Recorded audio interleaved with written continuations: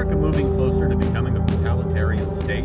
And if we are, what would stand in the path to prevent it?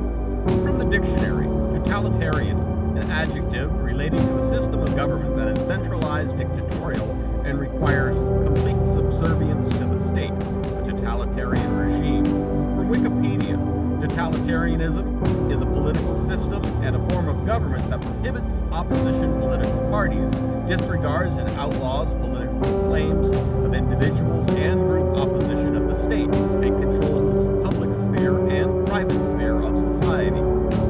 However, while there are numerous baby steps towards the creation of each totalitarian state that has existed, and they've varied in as many ways as there are various totalitarian states, they all hold some key ingredients to each other.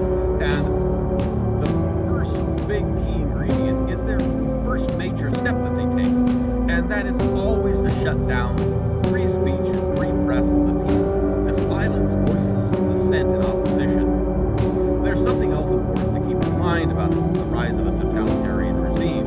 They always have support from amongst the population of the people, even if they also have opposition. In fact, they always do have opposition, and that is why their first major power play is to take away free speech.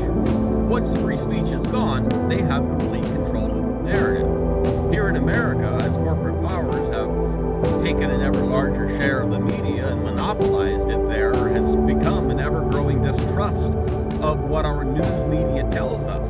Those same corporate powers who own our government, we can easily verify that there is valid reason for distrust simply by the fact that little of our news media actually offers us news anymore. Nearly all of it is opinions. Some may be worse than others, but all of them suffer from the same reality. They don't really report the news, they just tell us what to think about the news. I think nearly everyone is aware of this happening, even if they come from opposite political angles. This is the reason why more and more people have turned to social media platforms to educate themselves on current events, on world news, history, economics, and so on. Whether it's the government controlling the networks that are owned by the corporations, or the corporations that own the news networks controlling the government, at the end of the day, the results are the same. I can't testify to the accuracy of this number, but I have heard as much as 80% of all communications today are happening over social media platforms, and by my impression of world events, I would say that's probably fairly accurate. We saw Donald Trump go after TikTok when he tried to ban the app during his administration.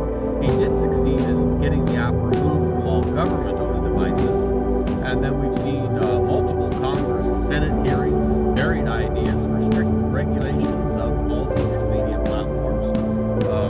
We saw the social media app TikTok banned outright in the state of Montana. We just saw the bipartisan vote in the U.S. House of Congress to do what amounts to a ban of TikTok across all of America. This bill has now moved on to the Senate and has been referred to committee, and let's hope that's where it dies. For anyone who's unaware, a lot of controversial legislation does die in committee. They can simply not pass it through the committee, and this saves them from having to take a controversial vote on the floor. In addition, we have another House bill that's been introduced that aims to ban TikTok from all institutions of higher learning. It's called the Termination of TikTok on Campus Act, and if anyone wants to look that one up, it's H.R. 231. And now just days ago, Ron DeSantis signed into Florida state law a ban of all social media apps for anyone under the age of 14. This last action from Florida Republicans is perhaps one of the blatant violations of our First Amendment. And from the very same people who have been insisting that parents need to have full say over what their children are exposed to. But in this case, they've decided the government knows best and parents are not able to make this decision on their own. They just simply don't know what's best for their family. And you think children are not entitled to the First Amendment rights, you're entirely wrong.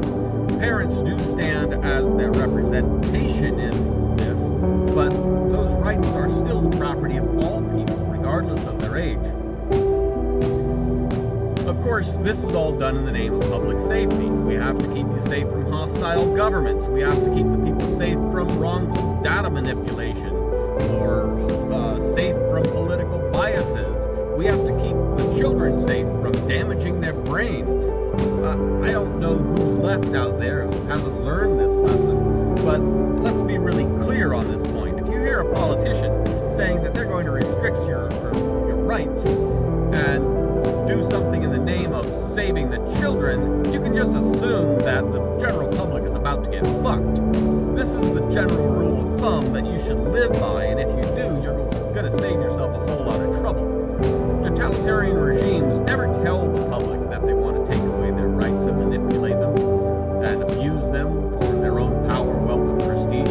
Totalitarian regimes tell the public that it's for their own good, it's for their own prosperity, it's for their own well-being, it's for national security, and it's always to save the poor, helpless children. At the beginning of this, I asked two questions. One, is America becoming a totalitarian state? Two, who will stand in the way to stop it?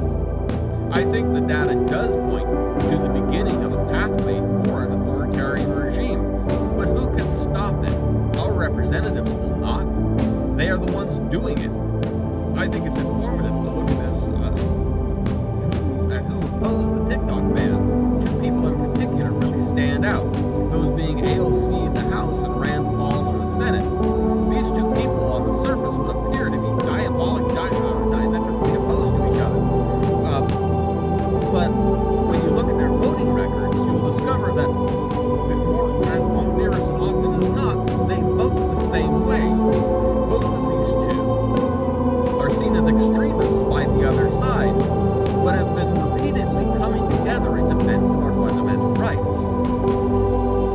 This is a good thing, but it should also sound off alarm bells. Two opposing political radicals have assumed a defensive position of our fundamental liberties in opposition of the majority of both parties.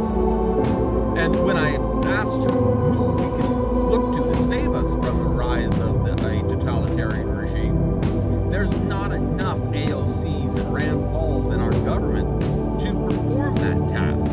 The only people that can save us is us. We the people are that last line of defense. The majority of Congress is owned by the corporations, and the courts have all been compromised. We the people are the last line, and that leaves us with only one real question left. Can we ward off a totalitarian regime by fighting a peaceful revolution, or have we gone beyond the point of peaceful resolution? I say we must continue to offer peaceful resolution while at the same time knowing full well that we may fail and be faced with the alternative. Now, when I say that we may be faced with the alternative, that doesn't necessarily mean some kind of Mad Max apocalyptic scenario, even if we're all